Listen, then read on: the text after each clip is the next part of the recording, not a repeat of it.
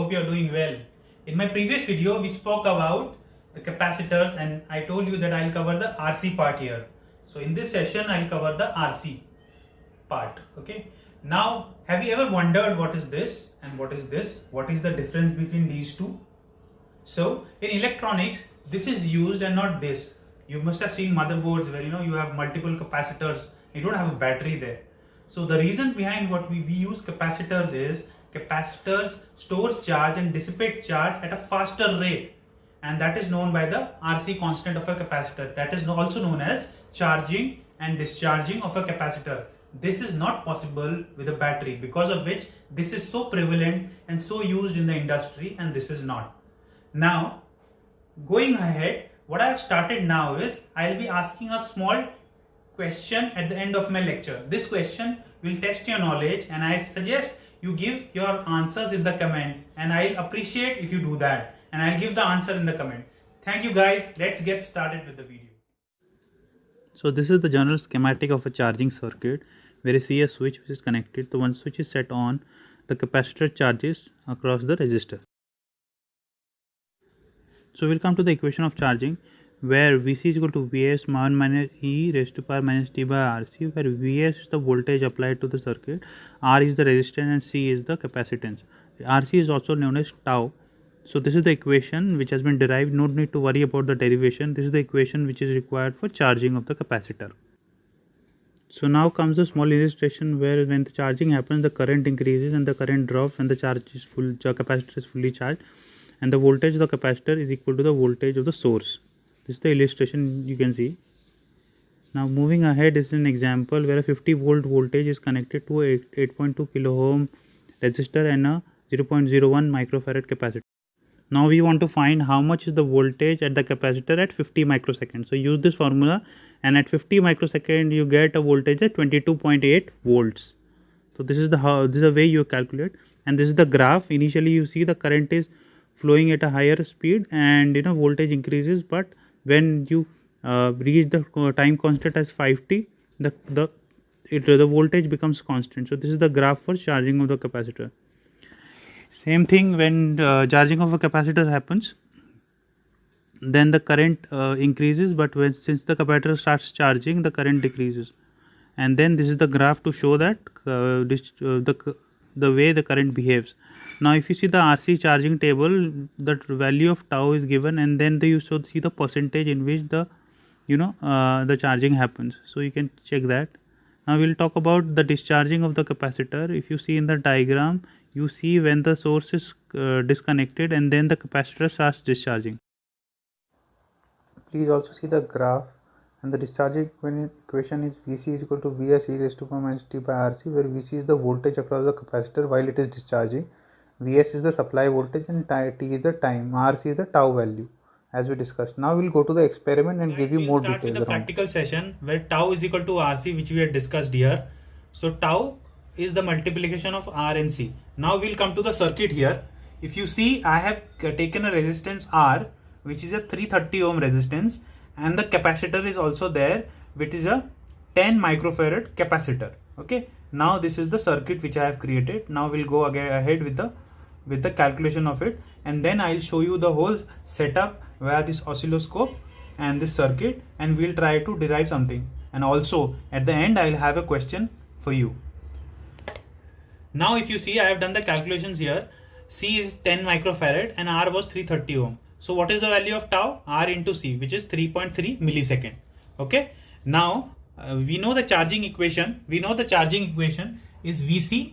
Okay. Vc is Vs into 1 minus e raised to power t by Rc. This is the charging equation, where Vs is the voltage. Okay. Source voltage, which is in our case is 12.36 volt. And then we have the tau component, which is the Rc component. So for the first tau, second tau, 3 tau, 4 tau, 5 tau. So I've calculated the tau values like this. For the first tau, it is Rc, so it will be 3.3 millisecond. So I calculated the value, it came out to be 7.81 volts. The volts 7.81. So we'll have something like this, 7.81, which is, so we'll plot the first point like this. And then for 6.6 millisecond, which is 2 tau, the value is coming as 10.6 volts. So we will do it as 10.6 volt somewhere here. Okay. Then we have 11.73 volt for 3 tau. Will be somewhere here. Then we have 12.13 volt for 4 tau. Will be something here. Okay. And 12.27 volt somewhere here. So if you see the graph comes like something like this, and this is also known as the charging of the capacitor. If you see the diagram there, there's a capacitor voltage charging, and this is the same graph which we have got. So when the RC value is 1 tau, what happens is there is a 63% charge in the capacitor, and when it is 2 tau it is 86%, when it is 3 tau it is 95%, when it is 4 tau it is 98%, and when it is 5 tau it is 99%. A capacitor never charges to 100% state. It never happens. It will take hours, but it will never happen. This is the concept you should understand. This is I wanted to show. Now guys, I will do the practical session. I am connecting this 12.36 volt here, you see, and you see the circuit has started. Why I have connected this LED? Just to let you know that the circuit has been operational. Okay, then we have this, and if you see the oscilloscope, it's showing the DC graph. See here, you are seeing the DC graph here. Now, and the voltage is coming as 12.36. This is the voltage which the oscilloscope is calculating. So now let's do this is the charging of the capacitor. The capacitor has been charged. Sorry, I cannot tell you the waveform because this is not an advanced oscilloscope. In the advanced oscilloscope, you see the graph. We can see the graph which is coming on like this in an advanced oscilloscope. This is not, so that variation which comes from here to here for that particular 3.3 millisecond and the growth like this is not shown here because this is not an advanced oscilloscope. Now if you see here, I'll remove the voltage. Okay, I have removed it. See, now what has happened is this capacitor is now discharging through the resistor mechanism, and still the LED is on. Now if you see here, you'll see the drop in voltage after some time. See, the drop is happening. You can see the drop is happening like this. See, 7.25 volt, and see the light which is going down. The drop is happening, and see the light which is going down. See, the drop is happening, the light is going down. The drop is happening, the light is going down. Now the drop is happened. So this capacitor is totally discharged now. And I have a question for you, which I had initially spoken about when you started this session. This is the PN junction diode, if you are seeing it. Okay, now I am attaching this signal here.